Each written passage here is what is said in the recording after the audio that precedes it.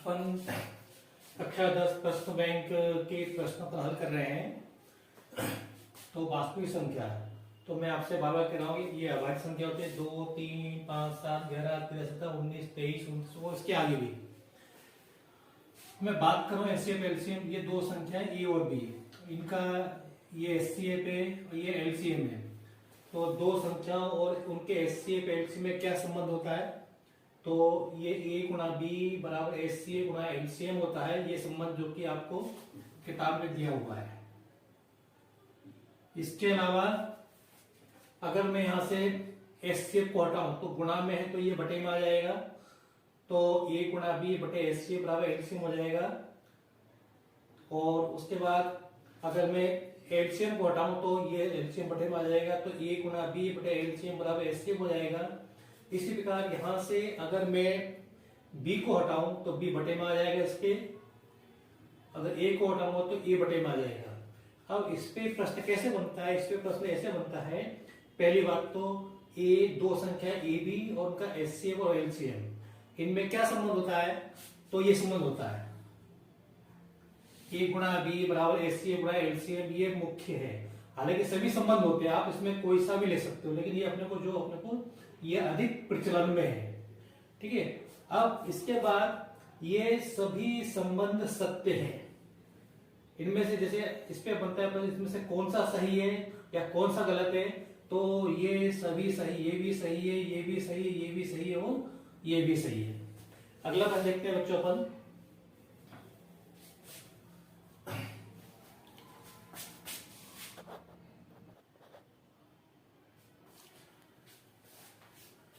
अब ये हमको एक प्रश्न दिया है, दो संख्या 306 और 657 का एचसीएफ 9 दिया है, तो हमको इन्हीं संख्याओं का एलसीएम निकालना है। तो ये सूत्र लगेगा, तो ये ए है, ये बी है, एचसीएफ 9 है, एलसीएम को निकालना है। तो हम ये सूत्र लिखेंगे और इसमें हम मान रख देंगे। ए के स्थान पे रखेंगे 306, बी के स्थान पे 657, एचसीएफ के स्थान पे रखेंगे 9 रखेंगे, ये एलसीएम निकालना है। तो 306 गुणा 657 बराबर एचसीएफ के इसमें 9 लिखेंगे और एलसीएम अपने को नहीं मालूम, तो एलसीएम निकालना है तो 9 हटेंगे तो पाएंगे बटे में जाएंगे, तो ये हो जाएगा 306 गुणा 657 बटे 9 बराबर एलसीएम। अब ये 9 से ये भी कट जाएंगे, ये भी कट जाएंगे। अभी तक हमको नहीं मालूम था, लेकिन जब हम सवाल कर लेंगे तो हमें मालूम है, हाँ 9 से हम इसको हम सीधे काट सकते हैं, किसी को भी काट लो। तो मैं इसको काट रहा हूं, 9 एकम 9, 9 सत्ते 63, बच्चे कितने? 2 बच्चे, तो 27 हो गए, तो 9 का भाग 27 में 3 आ जाएगा, 9 के 27। बस अब हमको 306 और 73 का गुणा करना है, तो मैं बताता हूं क्या आएगा।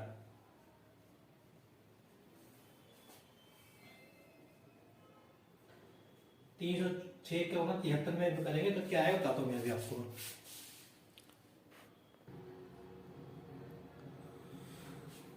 तो इसका गुणा करेंगे तो ये आएगा, तो इसका मतलब ये है कि ये जो दो संख्या दी थी 306 और 657 का एलसीएम क्या आएगा? ये आएगा। बस ये हमारा उत्तर हो गया। फिर मैं बताता हूँ एक बार आपको, इसका मतलब इस एलसीएम का मतलब क्या है कि ये जो संख्या है ये छोटी, सबसे छोटी संख्या है जिसमें 306 और 657 का भाग जाएगा। इससे कोई छोटी संख्या नहीं है।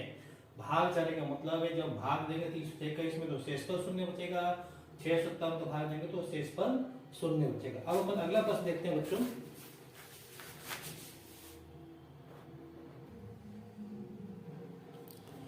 ये प्रश्न है 26 और 91, ये अपने को दो संख्या दी है, तो इसका हमें एचसीएफ और एलसीएम निकालना है और फिर हमको ये सत्यापन करना है कि इन दोनों का गुणा और इन दोनों का गुणा ये बराबर होता है। तो सबसे पहले तो हम 26 और 91 का एचसीएफ निकालेंगे। तो 26 के हम गुणनखंड करेंगे, तो 26 के गुणनखंड हो जाएंगे 2 गुणा 13 और 91 की गुणनखंड करेंगे तो ये आएगा 7 गुणा 13। 13 से 91 होते हैं, तो देख लो कि क्या ये अभाज्य संख्या है कि नहीं, बिल्कुल अभाज्य संख्या है। देखो 2 7 2 7 और 13 अभाज्य संख्या है।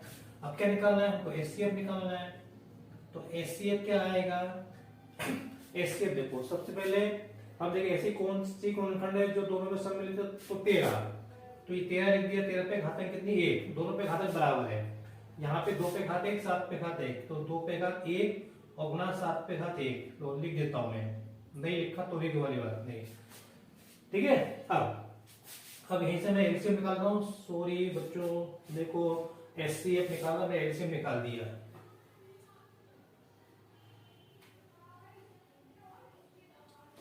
तो एचसीएफ का मतलब ये होता है कि ऐसा गुणनखंड जो दोनों में सम्मिलित हो। तो क्या है 13, तो ये अपना क्या है 13 आ गया। अब अगर एलसीएम निकालते हैं, तो एलसीएम निकालने के पहले हम देखेंगे इसमें कौन सा गुणनखंड कॉमन है, तो 13। तो हम पहले 13 लिखेंगे, घातांक कितनी 1। अब उसके बाद बाकी बच्चे ये 2, तो 2 पे घात 1 गुना 7 पे घात 1, ठीक है। तो ये एचसीएफ आया, ये एलसीएम आया। तो हमने एलसीएम निकाला, एचसीएफ निकाल लिया। अब हमको ये बना कि a गुना b बराबर एचसीएफ गुना एलसीएम। तो पहले हम a और b का गुणा करते हैं। तो a गुना b बराबर 26 गुना 91, इनका गुणा करते हैं और यहाँ पे हम एचसीएफ गुना एलसीएम का गुणा करते हैं। तो ये आएगा 2 गुना 7 गुना 13, एचसीएफ कितना 13 गुना एलसीएम 2 गुना 7 गुना 13, इनका गुणा करते हैं। तो सबसे पहले 13 का 13 में गुणा 169 आएगा और ये 7 दूनी 14। अब मुझे 14 का गुणा करना है इसमें, तो 14 में 26 की 6 हासिल है 12 और 14 पंजे 14 6 84, 84 और 12 96 की 6 हासिल है 9, 14 एकम 14 और 9 23।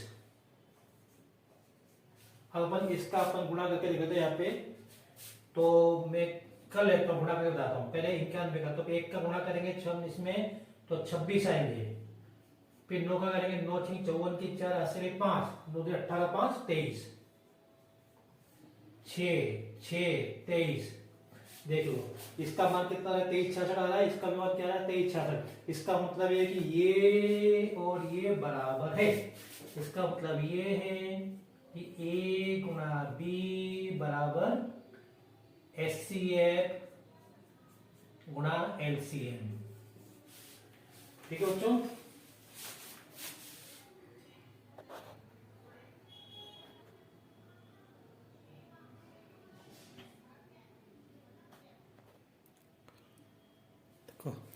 ये सिद्ध करना है कि 5 माइनस वर्गमूल 3 अपरिमेय संख्या है। एक बात ध्यान से करें, इसमें दो संख्या है 5 और वर्गमूल 3। ये 5 तो परिमेय संख्या है, वर्गमूल 3 अपरिमेय संख्या है। अब हमको पहले से मालूम है कि परिमेय और अपरिमेय संख्याओं का जोड़ और घटाना या प्लस और माइनस क्या होता है, अपरिमेय संख्या होता है। इसको समझाना है, लेकिन ये बात हम ध्यान देके चलें कि ये 5 परिमेय संख्या है और वर्गमूल 3 अपरिमेय संख्या है। अब देखो मैं इसको हल कर रहा हूं। माना 5 माइनस वर्गमूल 3 अपरिमेय नहीं है, अपरिमेय नहीं है।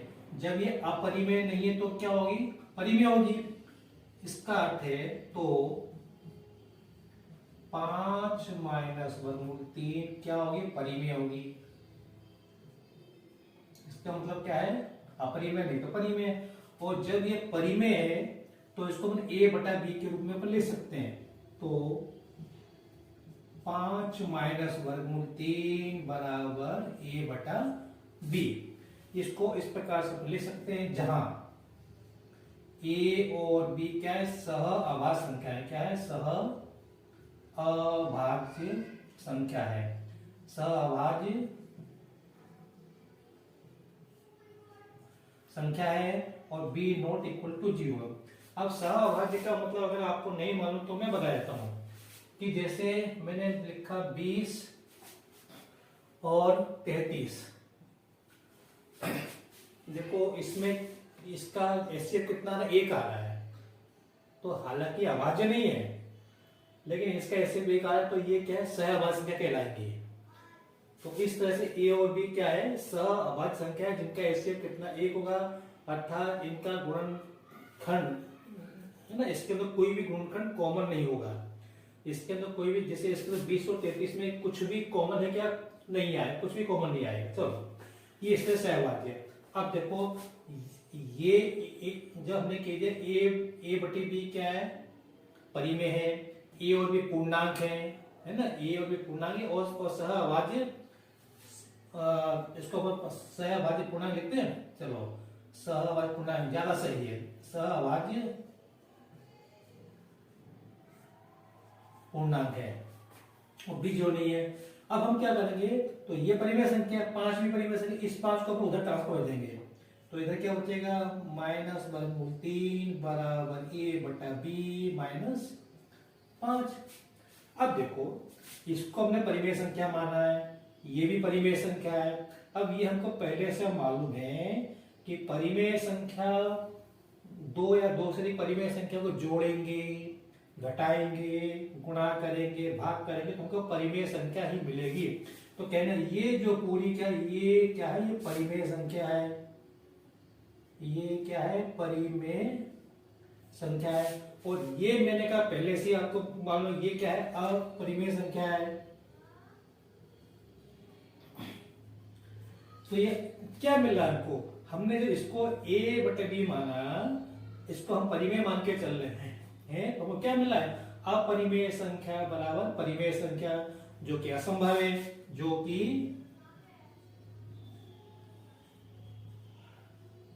क्या है, असंभव है। ठीक है, ऐसा क्यों हो रहा है, ऐसा इसलिए हो रहा है क्योंकि इसको हमने क्या माना है, परिमेय संख्या माना है। इसको परिमेय संख्या मानने से यहाँ पे हमको अपरिमेय और परिमेय संख्या बराबर मिल रही। तो इसका मतलब जो हमने माना है, हमने जो कल्पना करी है कि ये अपरिमेय नहीं, ये गलत है। अतः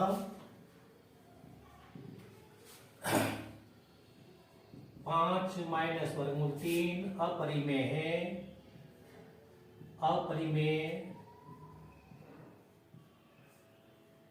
माना है, कल्पना गलत है, कल्पना गलत है। तो सही क्या है, तो सही ये है कि 5 माइनस, सॉरी, ये जो अब इसको हमने परिमेय माना है, 5 माइनस 3 जो है परिमेय माना है, ये कल्पना